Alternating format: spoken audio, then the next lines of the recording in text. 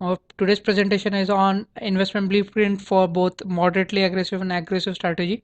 Uh, let's go through what is the our agenda. So today we'll start with seeing what we mean by investment philosophy. Why do you need an investment philosophy while making an investment? We'll follow it by two metrics that we were trying to measure during our survey of your behavior. We'll see what is your risk tolerance and what is meant by risk composure. We'll see if there is a huge gap between risk tolerance and risk composure, what strategies you can employ to decrease those tolerance and those gaps, and keep these two in balance, which is ideally required. During this course, we'll also look into how your personalities impact your investment choices that you need to make, how your personality will define the type of portfolio strategy or portfolio type that you need to employ, and then we'll proceed with respect to the investment strategy that you need to employ, and finally end with the asset allocation that should ideally comprise for a person who should be following a moderately aggressive and aggressive strategy. With this, let's move to the first part. What is investment philosophy? Investment philosophy, to put it in a very simple way, is you need to have a very coherent way of thinking about markets. More importantly, a philosophy means that you need to have a very clear understanding or clear thought process on how people behave, how people would react as a group, how people would react as a group, and how people would react in case of extraordinary circumstances, how they will price. From there we'll move to how they behave within the markets, because this understanding of markets is very personal in nature. It depends upon their belief on human nature, and from that we can develop different kinds of strategies. uh, uh, Many a times many a times people are confused between what is an investment philosophy and what is an investment strategy. So let me give you an example for of sorts. uh, People who are follower of Ben Graham's thought process, they typically are value buyers, and in that pursuit they look for let's say low PE stocks or companies which are trading at a low PE. uh, Now, buying into a company that has a low PE is a investment strategy, while buying companies that are available at a substantially low value is a investment philosophy. You typically believe that at times market misprices, so that is one part of your philosophy. Market misprices, market is not efficient, market will you find lots of opportunities in market, and that kind of scenario. But eventually market will see what a great business the company is, and it will price it at its fair value. So you should buy into a business which is available at very discount value, and then try and sell it at higher price near to its fair value. So that would be one type wherein the investment philosophy is buy it cheap and sell it at a high price using value as a metric, and the strategy would be buying a low piece company. So this differentiation is very important to make. Why? Because finance is a very fluid and very is a place where things change very fast. Things what was an applicable, what strategy worked at the last year might not be very good strategy to be employed this year. And because of this nature of finance, which is not a science but it is a social science, and because it deals with humans in nature, uh, because it deals with humans nature, so strategy has to change. And if you uh, go around and doing a strategy shopping which is not core to your philosophy, then what would end up happening is that you will follow strategies which is divergent from your philosophy, and that would not sit well with your portfolio. And because of your lack of understanding of it, you will it will you cannot encash on it properly. uh, as I stated in some way, what if you do not have an investment philosophy? If you do not have an investment philosophy, it's like having a ship without a rudder. You do not have a goal. You do not know how you are going to move towards it. Uh, uh, and because of that, it's entirely possible that you would get enticed easily by uh, people who want to sell a certain quick rich quick ideas. uh, while it may help them, but it will not help your portfolio if you fall prey to such kind of people. Second big problem is strategy shopping. You should go around switching your portfolio from one strategy to another strategy, while your broker would make money out of it, but you would not make much money out of it. Because you would not give enough time for even a single strategy to start bearing fruits for you, and you will just shift from one strategy to another strategy. Third point, as I had already mentioned before, you and I end up having a strategy that might not be appropriate for you, given the nature of a person you are. If you're an impatient person, probably in a investment strategies that call for and you being a very patient person might not be a very good strategy. Uh, so let's move on to the next topic. What do I mean by risk tolerance? Now, risk tolerance metric is wherein we try to understand how much is your economic capability in taking on risk.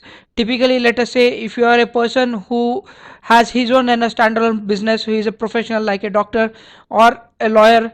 Now these are kind of profession in which probably a retirement kind of situation might not come around. Till you want to work, until you are capable of working, you will work around. uh, if you are a successful one in that, then your risk tolerance typically will be much more higher, because cash flow will be quite secure, quite uh, even if they are not growing at a much more higher rate, but they are very secure. They are not dependent on certain vagaries of an economy also. But if you are a person who is just entering into a job or profession, even if you are into professional career like a lawyer or a doctor, uh, your ability to take risk is not that high, because you have lots of other needs that needs to be satisfied first before you can take an decision of making shifting a part of your savings towards investment, and that again with an equity investment. So your risk tolerance is not that high at the initial part of your life, but in the later part it may rise again as you end to come towards your retirement age. You may have certain obligations that are going to pan out into your future, but your capacity to earn economically might be decreasing. That is the time when your savings and investment would be of great advantage to you. If you have a large corpus, it can help in having a higher risk tolerance also at that time. The second component that we are measuring is what is your risk tolerance. What do we mean by what a risk composure is? The risk composure is a much more an issue wherein we are looking at how mentally capable, or how as a personality you are capable of looking at risk. So typically we have seen this, that there is very good correlation between people who understand markets, who understand financial assets well. They typically tend to have much more higher level of risk compared to people who do not have such understanding of market. uh, Significantly, sometimes we also see that risk is of this kind is very domain specific in nature. For example, people may have capacity to take a very high level of risk in certain parts of their life, but not on other parts of your life.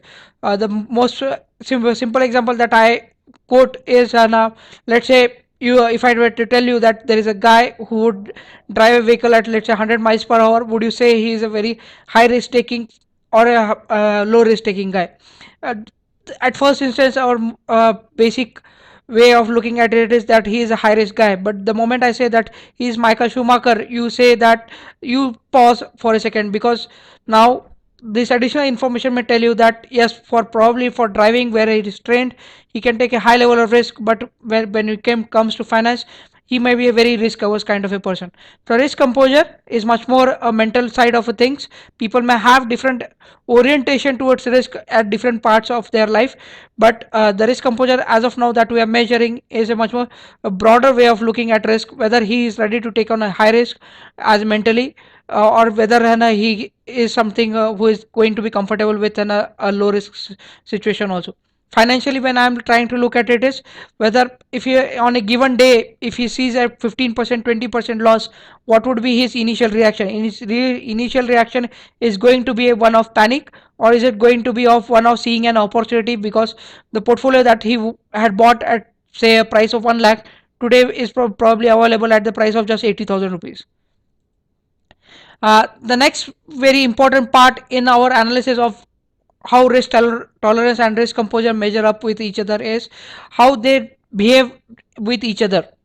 Ideally, what we need is, if you have a person with a very high economic capability of taking risk, he should seek for an training himself to taking a high risk composure itself. He should train himself by learning about things of how he can increase high his risk composure.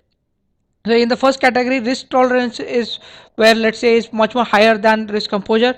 In this case, this may typically happen with people who are very conservative by their nature.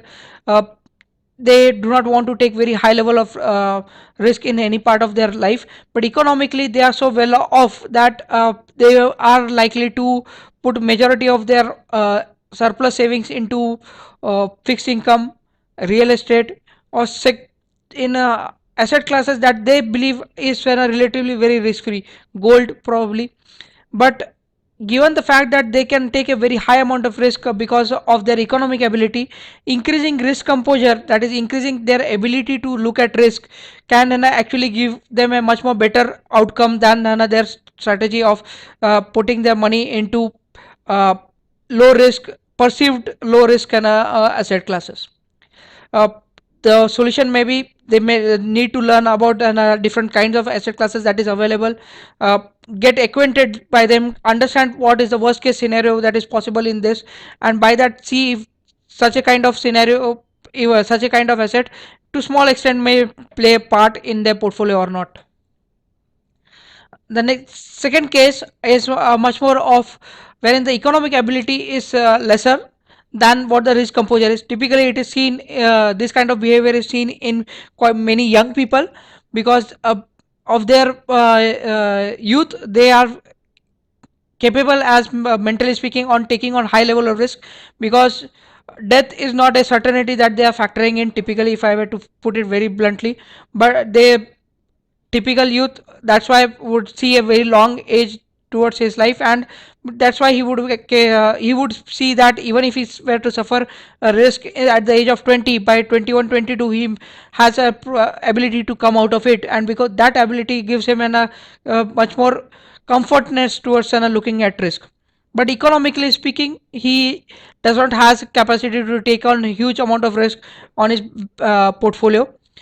So think about it this way: if a older guy with a very large chunk of his portfolio, if he were to lose a 50,000 bucks, would not matter much to his portfolio. It does not make a huge dent on his portfolio. But a person who is just starting in his job, a 50,000 dent may probably have wiped out most of his savings of in the first year, if not the whole of his portfolio. So in these kind of cases, typically what we recommend is that he should not give in to his risk taking capacity on the composure level. That is where he needs to restrict himself, and in the initial parts what he needs to focus on is how much more he can generate economic value, so to speak of, so that over a period of time he can build a large amount of savings, which can then be deployed at a higher level of risk that he is mentally ready to take on. Uh, the most ideally desired situation is wherein risk tolerance and risk composure are in complete harmony with each other. There is a very close alignment in between each other, uh, because harmony is very important in universe. When you have harmony in between risk tolerance and risk composure, what ends up happening is that your economic ability to take on risk is very closely aligned with how you will look at risk, and that's why that is would be the period in which your portfolio would give you a return which you are comfortable with. Your portfolio, even if it sees a downturn, will be a downturn with which you are comfortable with. Now, the important part to understand this is that once that harmony achieved, it is not that throughout your life this harmony is going to remain so. Over life, your economic ability is going to change. So, your risk composure also has to change along with it. So, there would come a period wherein risk tolerance would be more than risk composure, or risk composure would be more than risk tolerance. But this harmony is what you need to focus on and try and get yourself as frequently as possible. So generally I suggest to my clients that they need to go through this exercise at least yearly, if not more frequently, but at least yearly, so that they can measure it uh, at yearly intervals if the risk tolerance and risk composure continue to remain at harmony or not, so that they can take an appropriate action towards it. Why personality matters in investment, the core theme that we were running for our February offer, and which we have now made an integral part of our portfolio advisory services, is we all are differently designed people. We have different tastes, we have different way of looking at everything, we have different viewpoint about life, and because of these things, and our way of approach towards everything in life is going to be very different from the next man. And because of that, investment also is part of just that subset. So personality makes a huge dent in how your investment is going to behave. To use one of the quotes that Ben Graham used to tell to his students was that the most important factor might not be the strategy that the person would employ, but would be how well his understanding is about himself. He can be the person himself can play a much more destructive role on his portfolio than the investment strategy or the markets can play. This is one of the photos that I typically use in my presentations while speaking about personality. Let it change so that we can talk about it.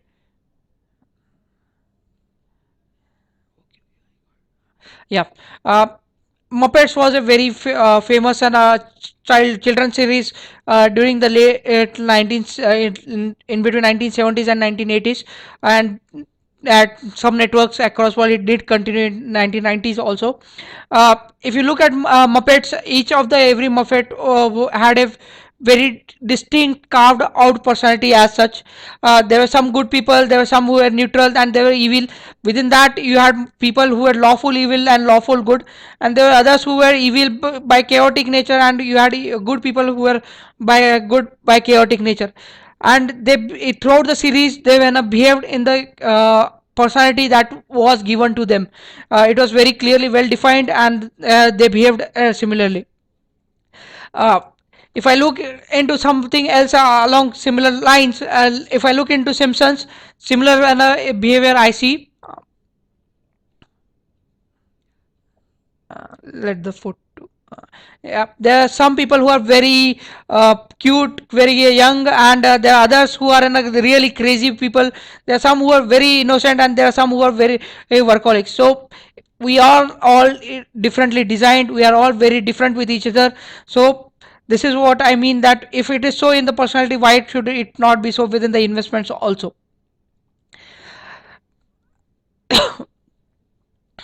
But unfortunately what ends up happening is that whenever most people look at investments, they look at solutions that have worked well for others. This is what I call as one size fit all store. uh, Whenever you let us say listen to you through your friends, you come across some investment strategy, or through your on a TV channel you listen to some recommendation being made. The thing that is most easily forgotten is this the right recommendation for you? This may be a right recommendation made by the analyst, but might not be right recommendation for you. Let's take an example. You are, let's say, a very conservative person. Should I be suggesting a turnaround story to you? Should I be suggesting a story wherein there is a real possibility that the company may go through a bankruptcy? Also a real possibility within the same thing that the company may be a multi-bagger. Probably not if you are a very conservative person. And because if the negative thing plays out, you might not be very happy with it. You might not understand how things are moving with it. And this is wherein the mutual fund comes, because in a mutual fund is a one size fit all store. It does not see how you look at risk. It does not see how your behavior to a risk is. It just is a general average of whatever its client is, and that average, given the fact that India is very has very skewed demography, might not be something that you may be very comfortable with. So mutual fund, if you would have bought, you are a conservative person, you would have bought, let's just say, a mutual fund NAV at when the market were at its peak, or nearing its peak at in 2007. By 2008, if it would have fallen down by 30 percentage, you would have been starting blaming mutual fund more than an understanding that probably the risk that was entailed because of investing into mutual fund, that is a personal in nature, is was not realized by you. And instead of putting more money during the bottom that the market was giving in 2008 and 2009, you probably thought that it is just a waste of your money and you did not put your savings into it, and that's why you could not get a return out in 2010 and 2011 that was possible. On the other hand, if you are a very risk taking person, even after seeing a substantial loss of 30-35 percentage, you would have put money into it and you would have gotten good returns. So mutual fund might not be a very good strategy to play out. The one thing that works for mutual fund is, yes, there is a professional who actively looks into buying and selling of the stocks. You do not have to do it, but the cost that comes along with it is that the strategy that mutual fund employs might not be a strategy that is customized to your own need as a personality that you are as a person. To put it into words of Mr. Professor Damodaran, Professor Damodaran is a very celebrated professor at Stern School of Business in New York. Is one of the most widely regarded professors. At New York University, he has been consistently been rated as the most famous teacher in the B school.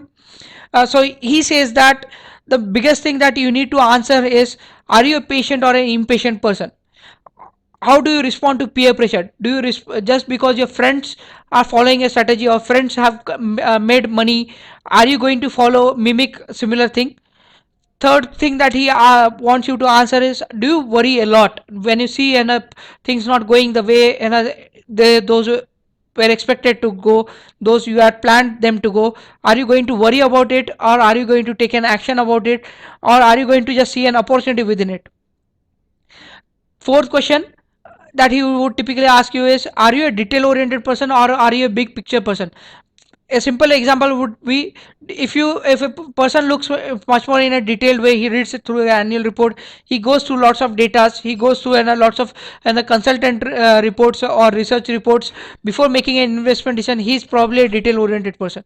On the other hand, a big picture person would be a person who plays across a broad theme. He would invest into renewable energies because he believes that as a while some companies might not make money, there will be some companies who would make money, and renewable energy is needed into the future, given the fact the rate at which we are depleting our non-renewable resources. Probably might not happen in 5 years, 10 years, but sure may become a very important energy within our basket within the next 20 years. So he's playing for the big picture that the world is going to move slowly from renewable from non-renewable to renewable source. So this kind of a person would be a big picture kind of a person. So he says that this kind of introspection is much more important than thinking on what strategy may really mint money for you, because strategies typically are designed to sell are sold as if they are going to make you rich quickly. It works for some people, it does not work for some other people. One of the big factors is people do not see how whether the strategy is very closely linked to how their thought process is, how they think about people as and the market as such. Now the test that we had done, it was a very, I understand it was a very long, very torturous test of 70 questions, but at the end of the day you would have got, we would have split you into 4 different kinds of personality. One is rational, second is artisan, third is guardian, and the fourth is idealistic. Now the quadrant in which we have an posted on my presentation, we typically are looking at rational and guardian at one side set of people, and artisan and idealistic at other set of people. While there are differences between rational and guardian, on one side and artisan and idealistic on the other side. The differences are very close by. So typically strategies on the higher end of the spectrum, rational and guardians have similar kind of strategies. Artisan and idealistic have very similar kind of strategies. But in the middle part, we propose four very unique strategies for each one of them. uh, so to summarize about our personality, in nutshell what I am saying is, because we all are differently designed, we need a very differently designed strategies for our investments too. This is the core thing that I would like people to put into their thoughts very clearly. You are a very unique person. You have a different outlook towards life, different outlooks towards markets. So this has to get reflected into your investment portfolio too, because otherwise someday it would happen that you may be following a strategy that is not apt for you. You may see certain negative outcomes that you were not prepared for mentally, and you may make things go wrong for your portfolio before they go really right for you. So let's bring it all together now. By bringing it all together, I'm bringing three major factors. One is the risk tolerance and risk composure that we had spoken about, and the personality. Now, the framework that we are proposing was initially proposed by Mia Statman. He is a professor of behavioral finance, highly celebrated professor. We look into the framework of portfolio that he had proposed. Now let's take the vertical axis as if it is an investment risk. At the bare minimum, the first and the primary requirement of any individual is to satisfy his shelter and food requirements. This is followed later on by maintaining a certain quality of lifestyle that he is looking at. Now, this is the level. Once he has made his shelter and food requirement, it is beyond this that he should start looking actively at investments and savings. uh, Now, ideally, excuse me, ideally he would see to it that he would try and maintain this lifestyle even once he is out of the economic earning capability. So because of his need to maintain the quality of lifestyle, he would not be inclined to take a very high level of risk at this level of his portfolio. So a typical portfolio design would be a very tax efficient, very conservative portfolio. The risk is taken on so that another capital can be preserved over longer term, so that once he is retired, once he is out of the economic workforce, he can draw down on this capital to so as to maintain his quality of lifestyle.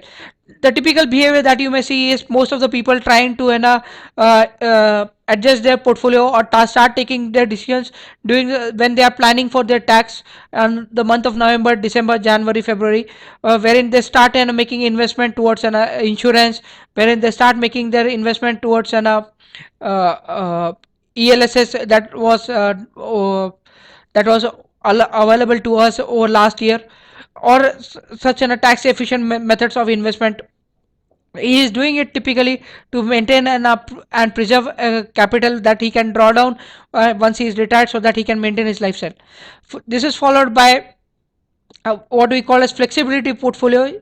uh, at this part of his life, he is not just looking at maintaining his lifestyle, he is looking at some amount of philanthropy that he would do.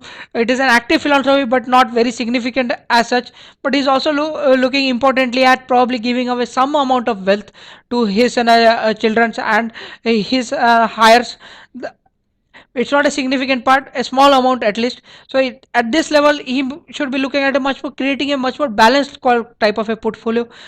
This is a type of portfolio that I would have some amount of risk, key assets, large amount, quite a large amount of non-risk, non very high risk assets. So it would be a very balanced kind of a portfolio. Now this pyramid would continue with his requirement of going towards a passive kind of a philanthropy.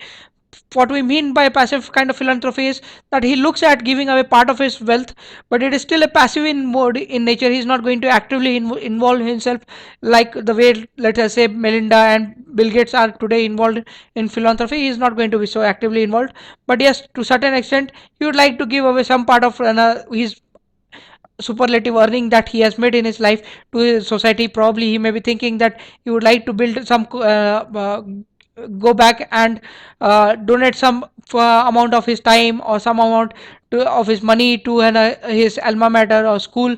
This is a much more passive because he's not actively involved in how that money is going to be used, because he is still needs himself to be used.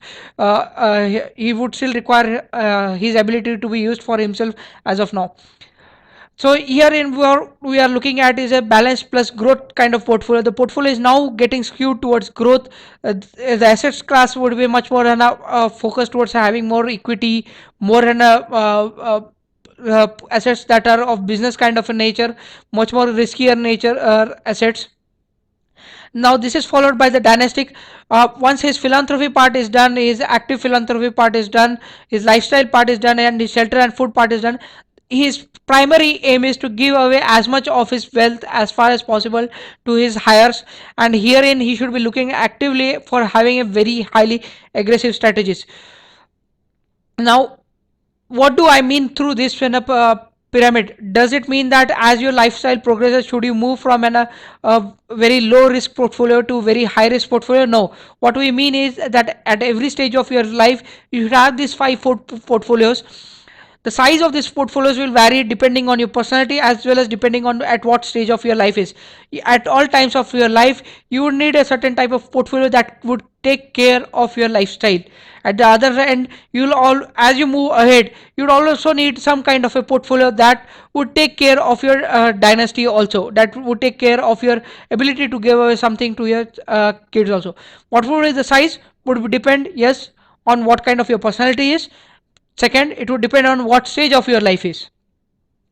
The simplest way of looking at it is, can you go back and tell your wife this, that dear, I have created a portfolio that will maintain our lifestyle, and if things really go very well, we can go for a world tour, which might not be very important for us, but yes, if it happens, yes, it would really be a very blast of thing that may happen in our life.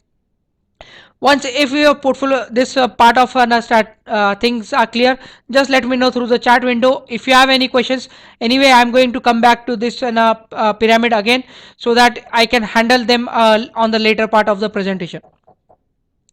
Now once this pyramid is very clear to you, the starting part that you need to do while before you start looking at your portfolio is, you need to clearly define what your core goals are. What do you look at your goals? How significant is your child's education? Do you want him to become a lawyer? Do you want him to become a doctor? What do you think his inclinations are? What cost will entail towards it? Second, how do you look at your life as such going forward? What are your major goals? Has your major cost like in a purchase of house really been done? Are there other such big goals that you have? Once these goals are been listed out along with the cost that these would entail as of today at least, excuse me, the next thing you need to put is, you need to start weighing which of these are very important for you, non-negotiable, high priority for you, and which of these are somewhere where yes, you can compromise. You might not like end up going for, let's say, world tour, but even if you go for a India tour or Asia tour, you may be happy with it. So you need to prioritize what of these goals are very important for you, and what of these goals are somewhere wherein you can be okay with if it does not get met. Once this is done, the third part that you need to do is, you need to create certain small portfolios. uh, Portfolios that would deal with your high priority things. Let us say for child education, then probably some funds like which guarantee and returns are much more better than putting your money into equity, because you do not know the moment when it would be required, whether the equity markets are up or down, and from 20 years hence. So whether you would have exited at the top or at near bottom, and how much amount of that would have been whipped out. Taking a safer strategy on that, even if it gives a lower return, might be a much better strategy, because this is somewhere wherein you would not be ready to have a negative outcome. On the other hand, if you are looking at having a BMW for yourself, and instead of, let's say, a Lexus for yourself, pro and this you do not, you are okay in between BMW at the best possibility and Lexus as a okay possibility, then this is a, for this you can fund using a bit risky strategy, wherein if things really go right, at least you get a BMW. If things do not get go right, at least you can use your money to buy a Lexus. If not that, you may delay the purchase, and once you have accumulated your return again, you may again go for BMW. And this is an exercise that you need to do it again and again. I'll reiterate it again multiple times during a webinar, that these kind of strategies work best if you will revisit this kind of behavior again and again, bare minimum at least on a yearly basis. Because as you progress towards your life, your priorities are going to change. You are going to move across your you will have newer commitments, you will have newer responsibilities, so your goals may change. So you need to approach these again and again, so that you can restructure your portfolio, re-optimize them towards how your goals are and how your life is changing. Now let us move into how uh, now let us move into uh, the four personalities that we were speaking about. Now, how does rational really behaves?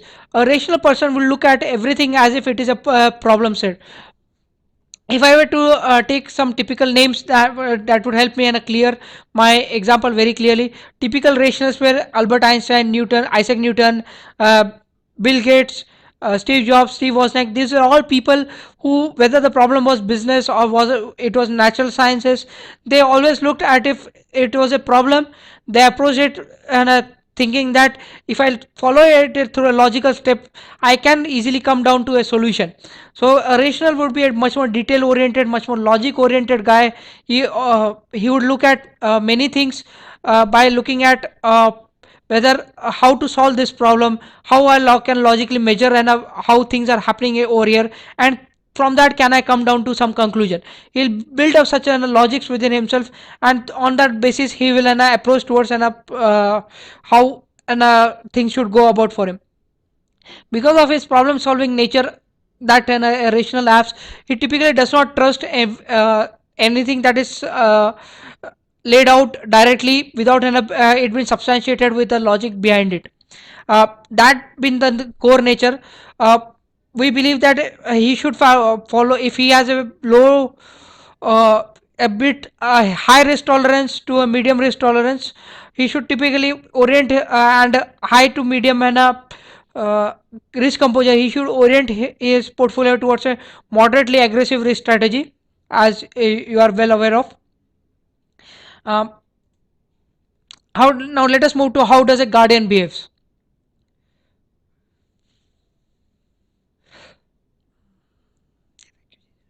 Uh, I'm a very big fan of Star Wars, uh, and I loved most of the characters that George Lucas had created. Now, one of the best characters that I always remembered and I always loved was Yoda. And Yoda signifies how really a guardian behaves. He is someone who brings stability to the society. He is someone who is a person who follows rules. He is someone who is very methodical in his approach, very systematic person in his approach, and he uses his system, he uses his methods in understanding about things. He is very disturbed if he sees something that is not as a part of his system. He would be very disturbed if something that is out of the ordinary. Now, because of his very disciplined and very methodical nature, he would have very step by step approach towards doing anything in his life. We believe the guardians also similarly to rationals, though entirely for a different kind of reason, can have a moderately aggressive strategies if they have high risk tolerance and let's say medium to high risk composure. Uh, this is largely coming out because of our confidence on the person's ability to do things on a much more systematic fashion. Even if he is not a person who is going to get easily tempted by things. If he comes across something, he is going to analyze it very systematically. Only after his method has proven that yes, this thing works, is the person he is going, then only he is going to go after it.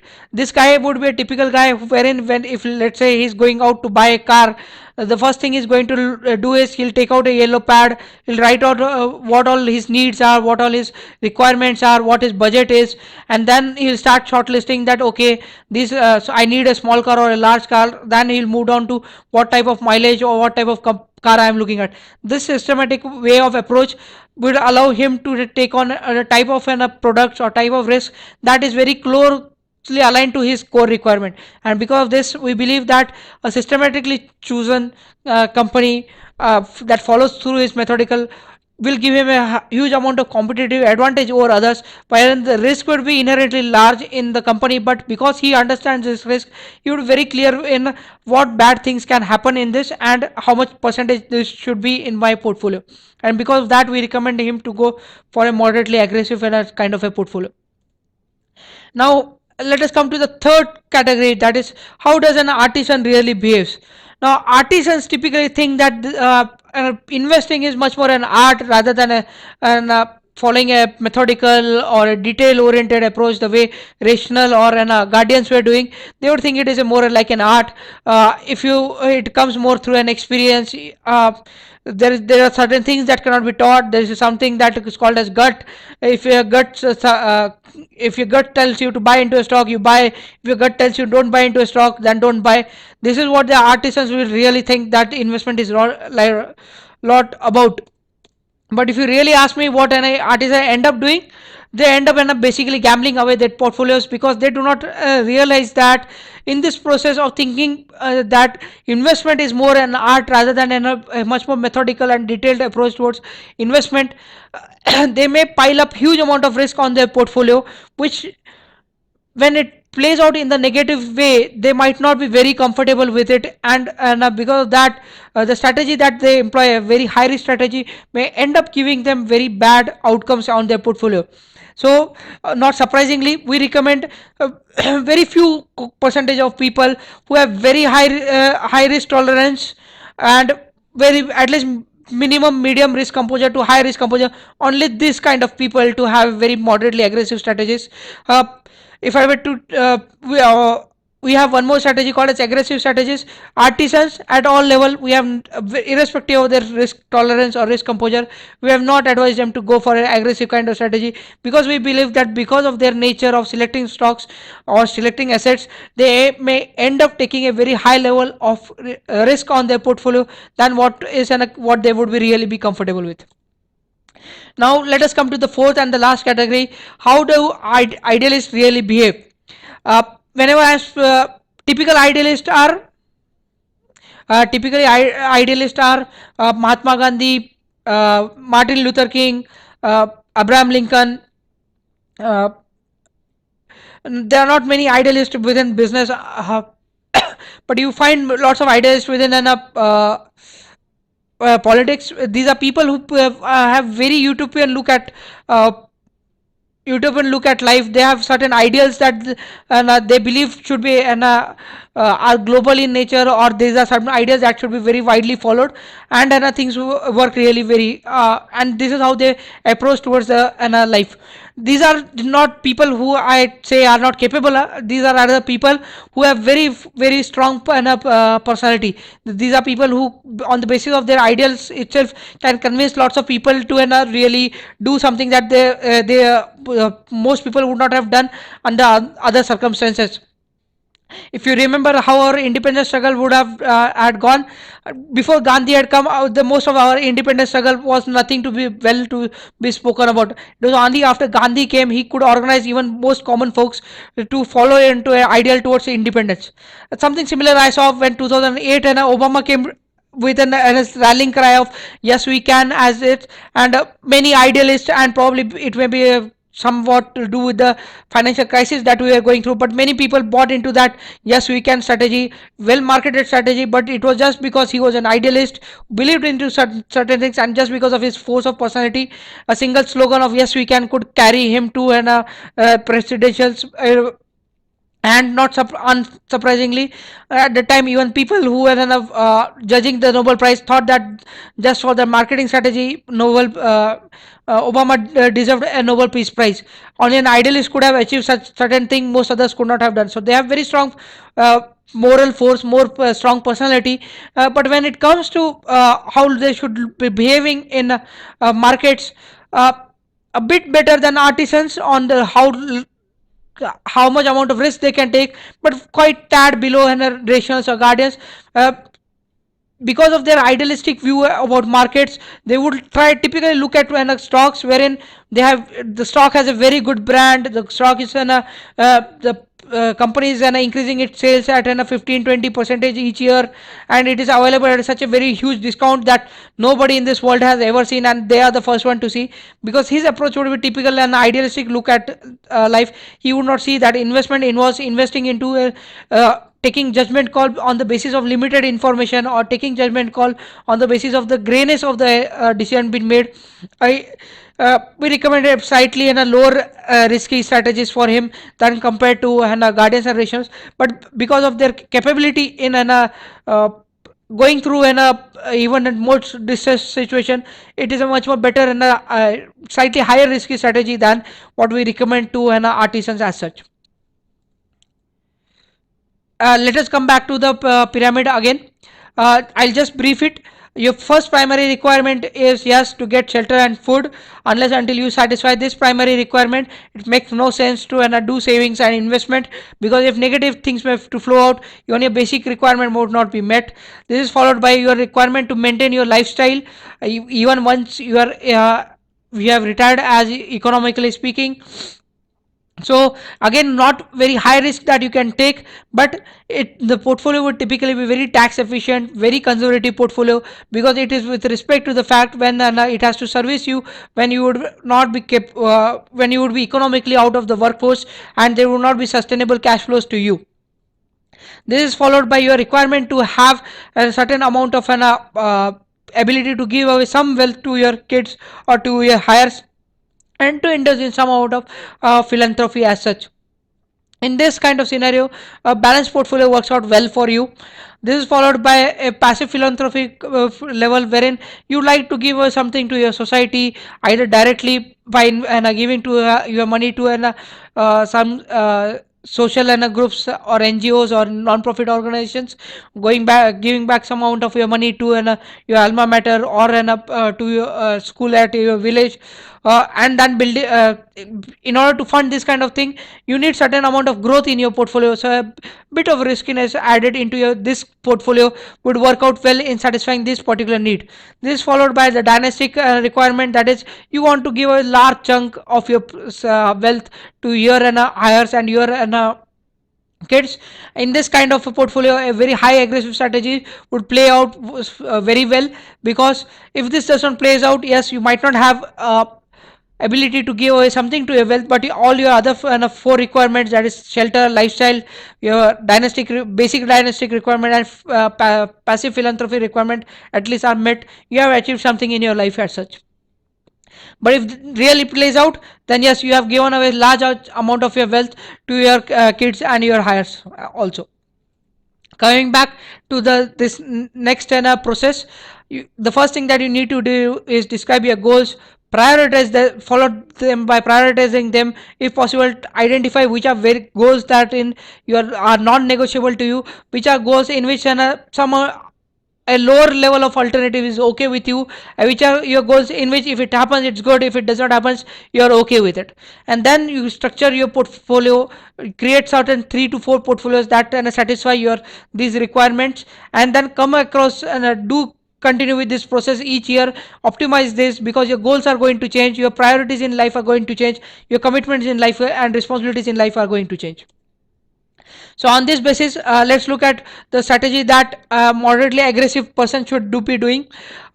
We suggest that, because he should have not more than 20% in his real estate, like gold or other precious metals, or even your investment into real estate. When I say investment into real estate, I would like to qualify my statement. If your real estate is just your home in which you are staying, then it is not an investment. The asset has been purchased for your consumption purpose. You are using it for your own purpose, for using it for your own living, your own shelter. So it is not an investment. Investment would be an asset, real estate asset, that is addition to that. If you have a shop, then that you have bought, a commercial establishment that you have bought, then that is a real estate asset that is within your portfolio. If there is a how second house that you have, then that is a real estate portfolio, that real estate that you should actually be counting in your portfolio. Another 20% we recommend you to put into fixed income. Typically this fixed income, because of your aggressive nature, can be geared towards more corporate debt rather than just GSEC. You will earn 3 to 4 percentage more in corporate debt. A high quality corporate debt should work out well for you, should not have that higher level of risk as such. But about 60 percentage of your portfolio we recommend to have in equities. Now there is an interesting way in which I typically define equities as such. I split the whole of the companies into six and simple and categories that I can and always six buckets into which I can always put a company into. These six buckets are very simple: value, cyclical, turnaround, stalwarts, growth, and laggards. Let's discuss each one of them equally before we could get into why we have percentages, different percentages for each kind of them. Now, value stock, typically this is a stock in which it is trading at substantially lower price than what its asset is, and a value asset has real value about. So typically think of a company like SmartLink. It is trading at, let's say, 100 crore rupees or 150 crore rupees, but let us say it has cash and along with its asset size of 600 crores. So if the company were to go private and then liquidate itself, then it would give away more cash to its shareholders than the shareholders have to pay today while acquiring their shares from the open market. Another similar kind of company could be an NMDC.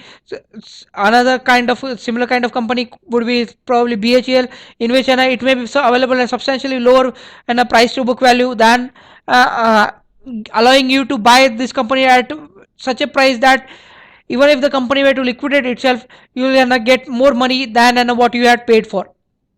This is followed by another company called another type of companies called as cyclicals. Cyclicals typically are businesses in which there are ups and downs in the business performance. Let's think of if I'm speaking about BHEL. Now India would go through a cycle in which it will create power plants. This would be a time when more investment is made in power plants, and in this time BHEL will have very robust order books, very strong margins, and BHEL would really be minting money in this time. But one sooner or later, what would happen is India would also, just like the way China had become now, the way US has way the Europe and US has become, that India would also become a energy surplus country. You would be producing more power than we would be consuming. At that time, people would not BHL might not have very such a high robust order book. It would gonna see a very weak order book, and revenues growth would not be very high. Profit growth would not be very high. Margins may be squeezed. It would have to fight for even smaller power plant that today it does not even looks at. In that kind of scenario, BHEL will underperform the normal market. Now, typically in cyclical, if you can identify a bottom part of the cycle with a very large company which would not go bankrupt or would close down in the bottom part of the cycle, then it would do really well when it moves from bottom to an upward cycle. We have typically seen this kind of behavior over last 2 years in cement companies. If you had invested in cement companies, if it was a large company, if you would have invested when it was at the bottom end cycle, let's say Ambuja Cement around 800, 108 or 110, it within a period of 1.5 years of 18 months, it had moved from 108 to about 200, 216. If it would have been a smaller company, but not a company which would have gone bankrupt, like let's say Lakshmi Cement or Sri Cement, your money would have been increased by uh, 200 to 300% in the same 18-month period. The critical part is one, picking up the stock at its bottom cycle. Two, understanding that this company at least is not going to get bankrupt. Because if I were to take a similar example like India Cements similarly available at a very low prices, but it has not yet moved anywhere because of the huge amount of debt they have taken, wherein there is a real possibility that the company might not actually do very well for an and cash in also on thing when things really turn around for the whole cement industry as such. So this is a cyclical type of a company. The next is what is I called as turnaround companies. These are companies which for quite some time have not been doing well, but this is not something that is because of the nature of the cycle in which the company is. It is much more because of the business decisions that the company may have taken in the past, because of certain changes that may have happened within the market or the industry in which it is performing. Because of this nature, the company may have had certain periods of losses, and because of that, market may have really written it off, the prices may have collapsed of this particular company. And now once the company starts giving up some starts generating some profits, you would see this company becoming a turnaround. And if it can sustain its turnaround, the rise in the share, just because market will realize that yes, the company is not going to bankruptcy, that bankruptcy is not a real option, and the company is again now making profits, you will really see a huge jump in the share price of the company. A typical example would be, let's say, Vocard. Vocard was not really doing well for quite some time.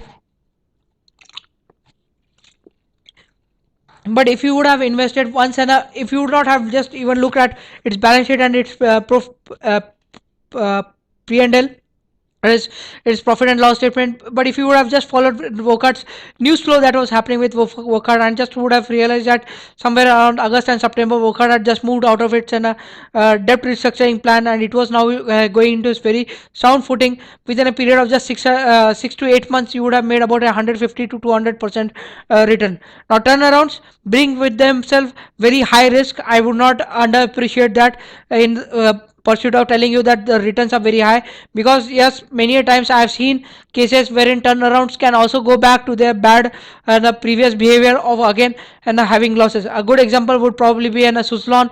Around the last quarter, many analysts would have started factoring in that okay, now Suzlon seems to be going in a good part, order book is very robust, margins are coming, at least EBIT margins are coming, if not in a pat, and at least things are now improving and losses are now decreasing. But December 2012 results were clearly surprise to the market, wherein they had 1500 crores of losses compared to 300 crores of losses that was expected. So turnarounds come with a very huge amount of risk, and this risk has to appreciate it. If the positive scenario plays out, yes, the returns can be very large, but if the negative scenario plays out, the returns can be equally be very large. Sorry, the losses can be equally be very large. The next type of company is stalwarts. Stalwarts are typically companies which have very strong brands. These are companies with a very proven business model. The typical example that comes to my mind is probably Asian Paints. Even though two of its core segments, that is automobiles and real estate, was not doing really well over last 2 years, Asian Paints continued to have very good robust growth. uh, Part of it driven by increasing the prices, part of it driven by for identifying new markets where it can sell its products, or identify creating new products that it can sell to existing market. Now because of this nature, and because this behavior of the company over last 10 years, this would be a company that has created sustained continuous value for its shareholders over a long period of time. And this is a type of company in which even if the bad scenario plays out, it would be like, okay, I didn't grew by 20% this year, that the way I was doing every year, I grew by just about 15%, which is not a bad thing to have.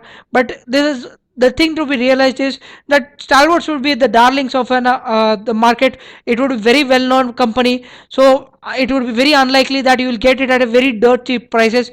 At times you may have to pay some premium for acquiring a share price for a stalwart. You should not pay a very high premium, but small amount of premium paying for stalwarts can do wonders for your portfolio also.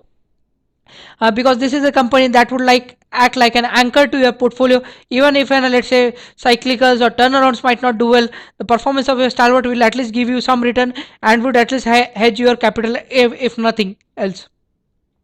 The next is a different kind of stock called as growth stocks, that I call.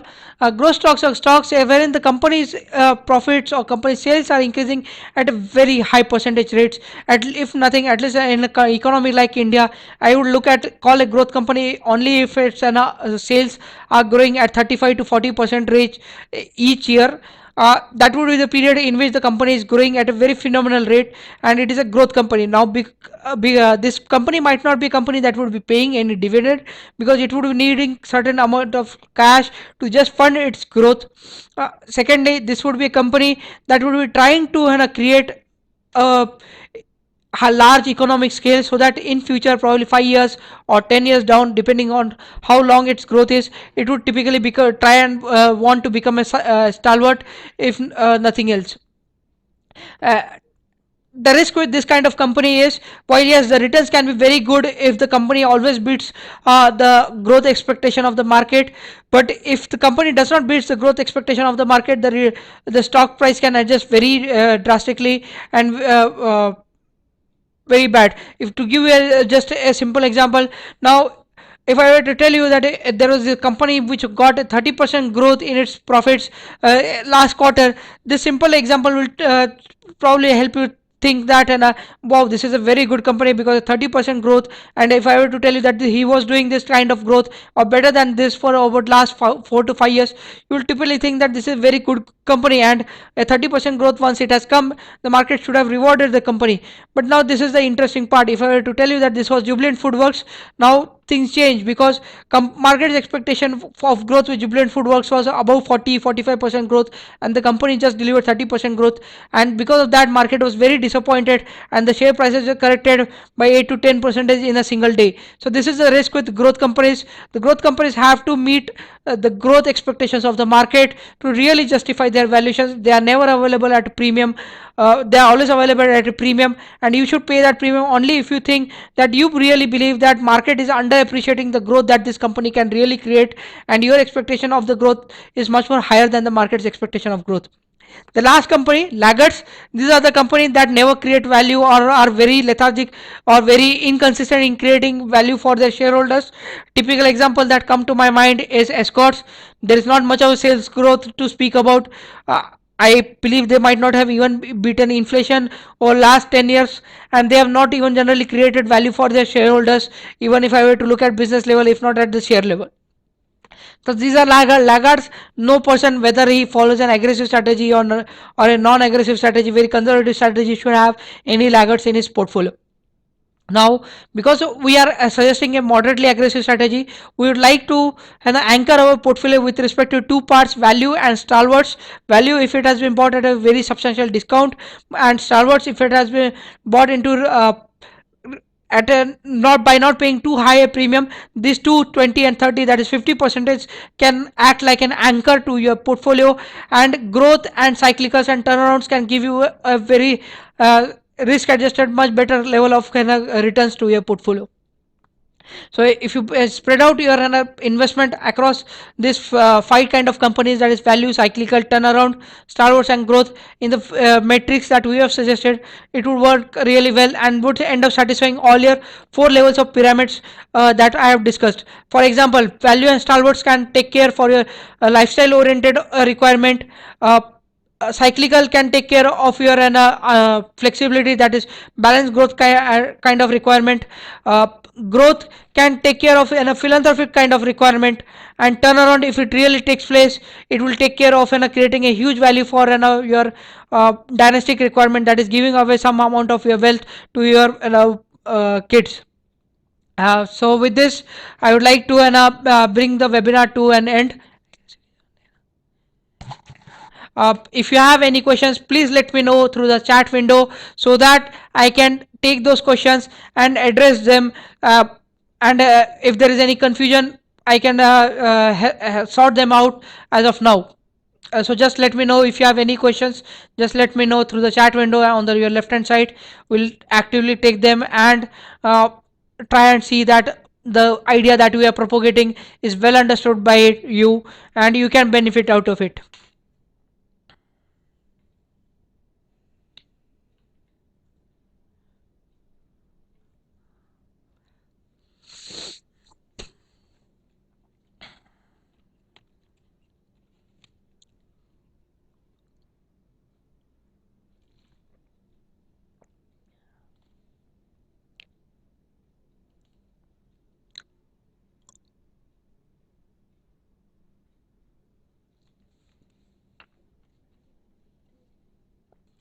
Thank you, folks, for joining us for this webinar.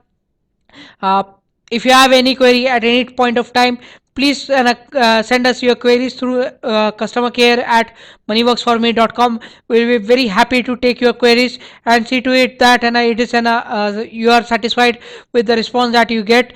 Please send us your query if you have any regarding investment in general or stock specific. Please send it to us through customer care at moneyworksforme.com. We'll be addressing your queries in future webinars or through emails as such. Thank you for joining us, and I welcome you to our Money Works for Me family. Happy investing.